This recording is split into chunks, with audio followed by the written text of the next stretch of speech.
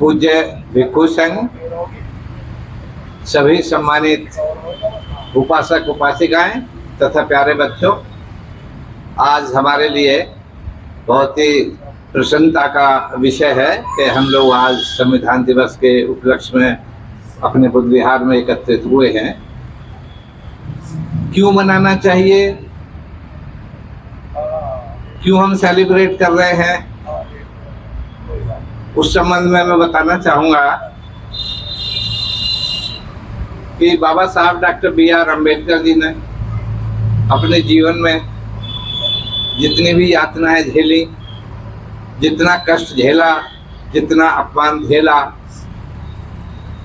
उन सबका रिड्रेसल बाबा साहब ने इस संविधान में खोजा है, जिसे हम आज सभी लोग जिसका लाभ हम सब उठा रहे हैं।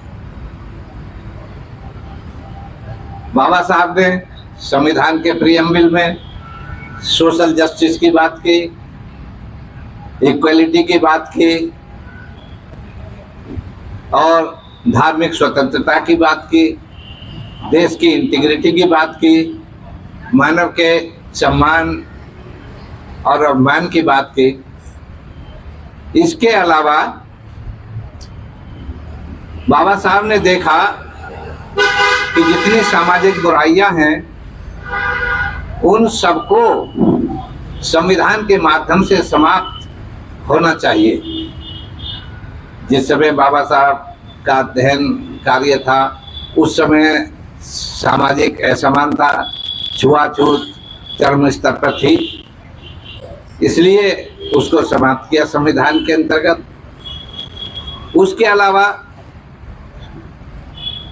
सभी नागरिकों के लिए, क्योंकि जिस समय बाबा साहब अध्ययन कर रहे थे उस समय ना तो देश के अंदर नागरिक समानता थी और ना ही प्रत्येक नागरिक के लिए समानता के अधिकार थे। इसलिए बाबा साहब ने आर्टिकल 19 दे करके हम सब के लिए, अपने जो नागरिक हैं उनके सभी के अपने जो फंडामेंटल राइट्स हैं वो प्रदान किए। और यदि किसी भी तरह से कोई व्यक्ति किसी के, आपके, हमारे जो संवैधानिक अधिकार हैं, जो मूल हमारे अधिकार हैं, यदि उसका हनन होता है तो आर्टिकल 32 में बाबा साहब ने उसका सीधा सुप्रीम कोर्ट तक जाने का प्रावधान दिया है। यदि आपके फंडामेंटल राइट्स को कोई एब्राइज करता है तो आप सीधे आर्टिकल 32 में संविधान के समक्ष जाकर के उसकी गुहार लगा सकते हैं। बाबा साहब ने कहा था कि आर्टिकल 32 जो है वो संविधान की आत्मा है। आर्टिकल 32 को बाबा साहब ने संविधान की आत्मा माना, क्योंकि हर व्यक्ति का, हर नागरिक का अपने फंडामेंटल राइट्स को बचाने का अधिकार है, जो सुप्रीम कोर्ट के माननीय सर्वोच्च न्यायालय के माध्यम से हम प्राप्त कर सकते हैं।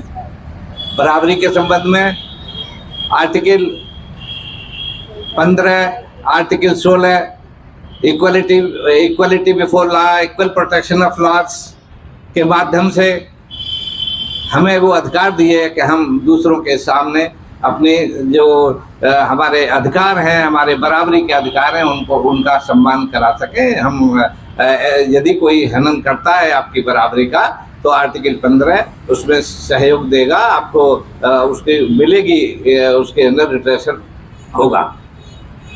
बाबा साहब ने देखा कि आर्थिक असमानता बहुत ज़्यादा है।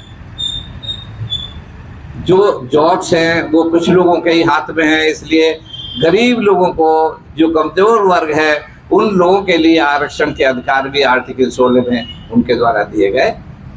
तो इस प्रकार से बाबा साहब ने सब कुछ देख करके सभी, हर वर्ग के लिए बाबा साहब ने संविधान के अंतर्गत पूरे प्राविधान दिए हैं, जिसको आज हम भोग रहे हैं। इसलिए खास तौर से, विशेष रूप से जो कमजोर वर्ग है, जो छोटे लोग हैं, तथाकथित छोटे लोग हैं, उनके लिए तो बहुत आवश्यक है कि हर तरह से संविधान की रक्षा की जाए और उसको हम पूरी तरह से सम्मान प्रदान करें।